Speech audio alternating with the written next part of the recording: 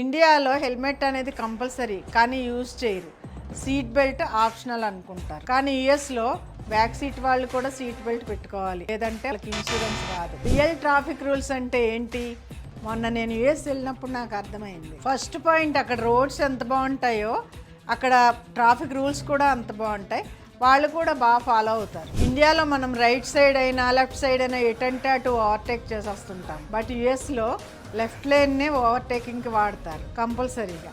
ఎందుకంటే left line high speed వెళ్తాయి, right side స్లోగా వెళ్తాయి.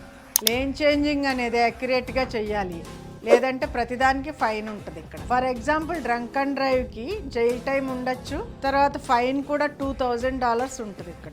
లైసెన్స్ కూడా క్యాన్సిల్ చేస్తారు. మనకి ఇండియాలో హార్న్ విషయానికి వస్తే హార్న్ ప్లీజ్ అని రాసుకుంటారు, కానీ యూఎస్లో హార్న్ కొట్టాలంటే ఒక రీజన్ ఉండాలి. తర్వాత మన ఇండియాలో రీజన్ లేకుండా కూడా హార్న్ కొట్టచ్చు, ఎందుకంటే ఇండియాలో రోడ్ల మీద మనుషులు గేదెలు కూడా నడుస్తుంటాయి కాబట్టి. ఇండియాలో జిబ్రా క్రాసింగ్ ఉంటుంది కానీ అది డెకరేషన్కి మాత్రమే. అదే యూఎస్లో అయితే పెడిస్ట్రియన్స్ రోడ్డు క్రాస్ చేస్తున్నారంటే ట్రాఫిక్ మొత్తం ఆగిపోవలసిందే.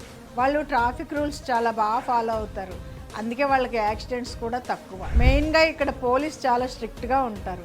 ఏదైనా రూల్స్ క్రాస్ చేశారంటే వెంటనే వాళ్ళని ఫాలో అయ్యి పట్టుకుంటారు. పోలీస్ ఎక్కడో దాక్కొని ఉంటారని వీళ్ళు ఫీల్ అవుతూ ఉంటారు. నిజంగా అలాగే వాళ్ళు ఎక్కడి నుంచి వస్తారో తెలీదు. వీళ్ళు ఏదైనా రూల్స్ క్రాస్ చేసినప్పుడు వాళ్ళు సడన్గా వచ్చి వీళ్ళు ఫాలో అయ్యి పట్టుకుంటారు. కంట్రీ ఏదైనా సరే రూల్సే. ట్రాఫిక్ రూల్స్ ఫాలో చేయటం is not a style, it's survival. ఇలాంటి టాపిక్స్ కోసం ఫాలో చేయండి.